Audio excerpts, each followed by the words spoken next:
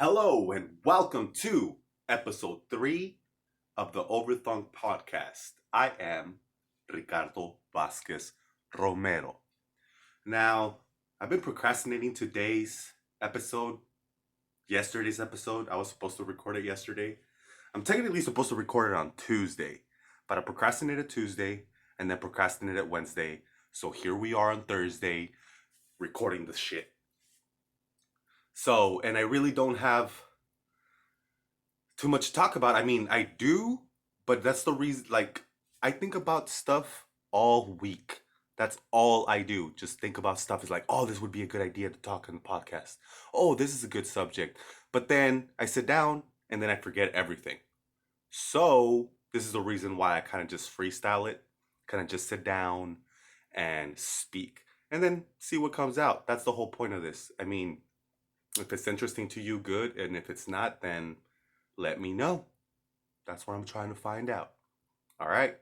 Now, yes, I'm looking a little hairier than usual.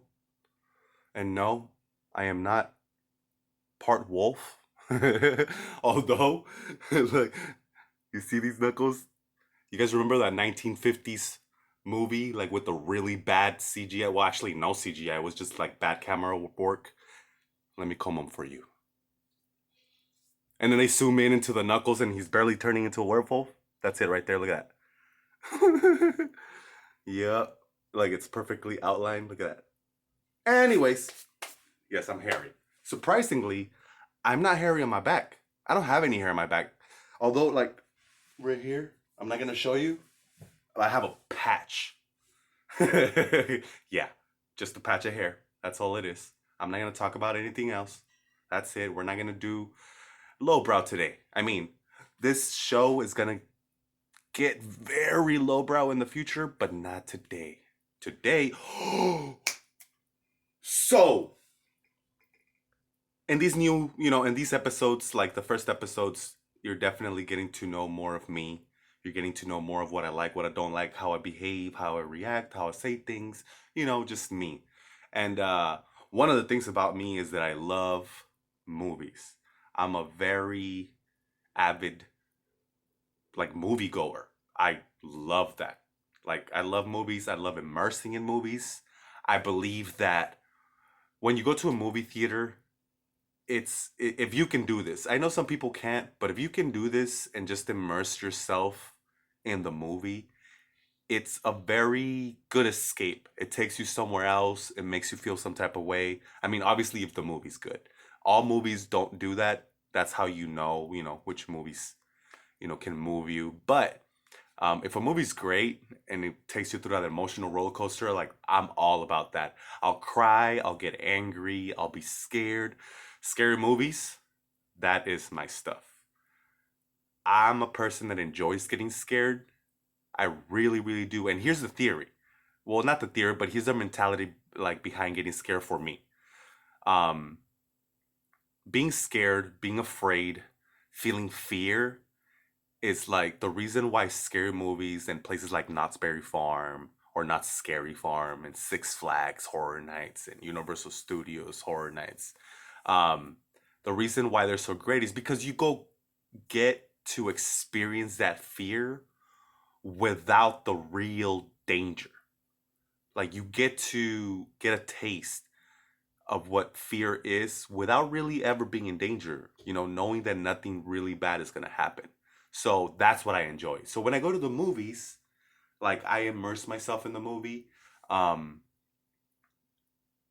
I haven't in the movie theaters. I haven't seen a good scary movie lately. The last one that I saw was La Llorona, and I thought it was really good. It was entertaining. However, it wasn't like scary. You know what I mean? However, I do have particular movies that I want to talk about. Movie number one is Hereditary. Now, Hereditary is a movie that will definitely scare you. However, it's not like gory. It's not like violence. It's not like all these your typical things that you see in scary movies. No, this is it taps into a real fear, something that's, and I'm not gonna really say what it's about because I don't want to spoil it for anyone. But I put these kinds of movies, these movies that I'm gonna list, they go into this box where it's just the category for me is disturbing, like disturbing in the way that it causes you fear if you were to imagine yourself being in that position or being in that situation. Um, Movie number two is Midsummer. Now, Midsummer is not spelled midsummer. It's spelled Midsomar. And now this movie is actually by the same director as Hereditary, which is Ari Aster. Go check out his stuff. Really good scary movies. He also made The Visit. Wait, wait. Don't take my word for that. I'm gonna call bullshit on myself because I don't know. And I just said that because I feel like I heard that, but I'm not sure. But The Visit is another movie that's like that. It's not really like in your face. It's a scary movie.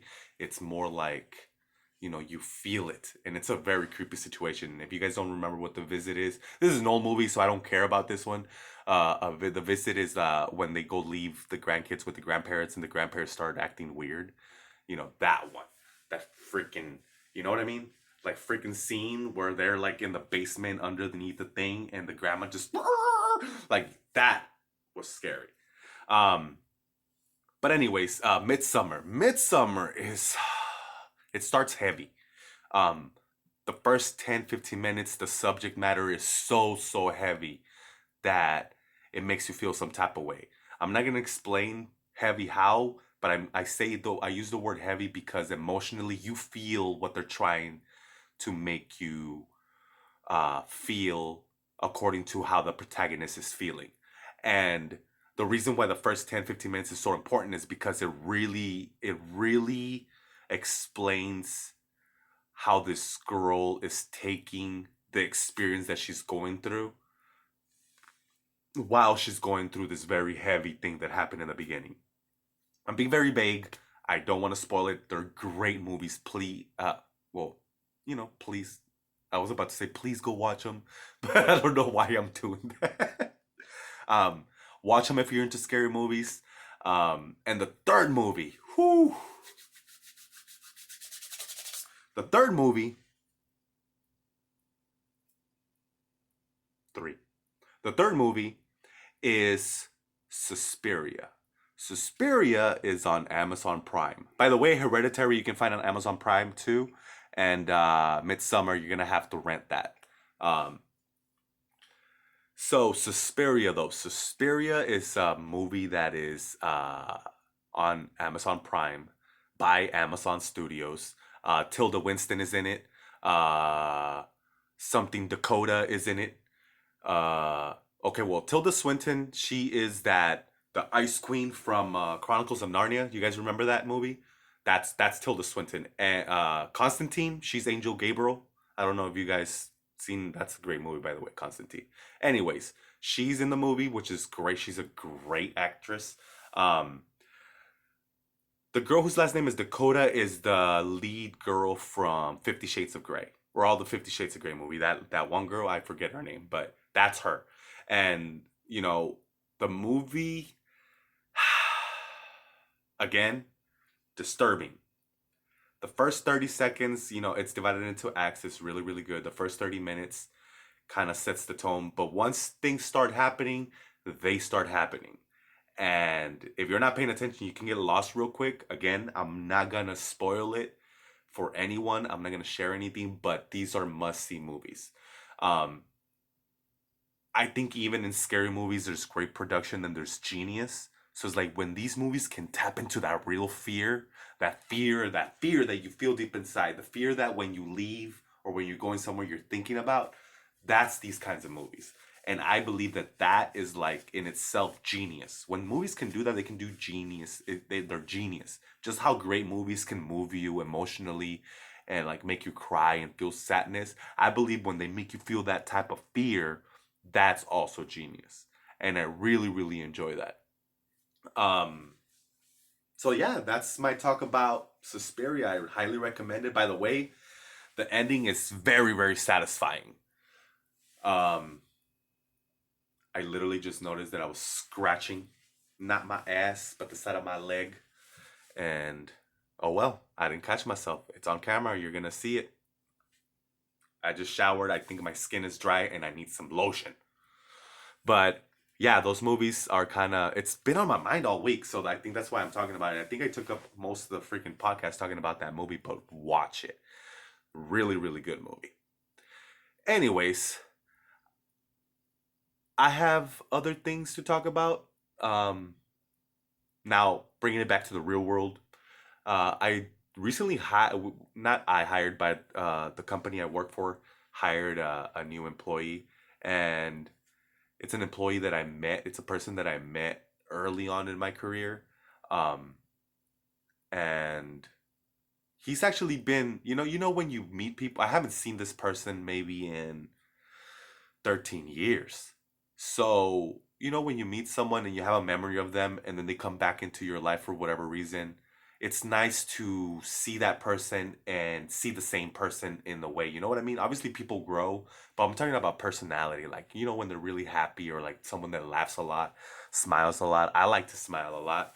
And I do definitely at work. I like smiling because it just makes it easier for everyone to communicate with you. You're more approachable, but this person is that type of person. So when we hired him, I spoke to him. I did one of the interviews, and it turned into just catching up to like what's been happening ever since we departed the company that first, or I departed the company that I met him in.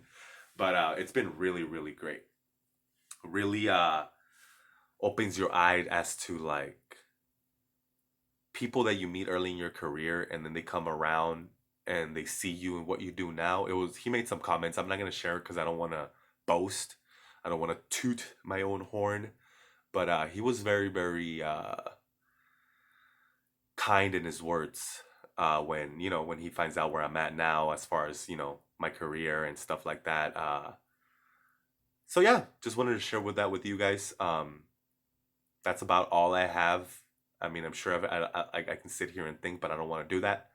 Um, because at the end of the day, all of this is overthunk.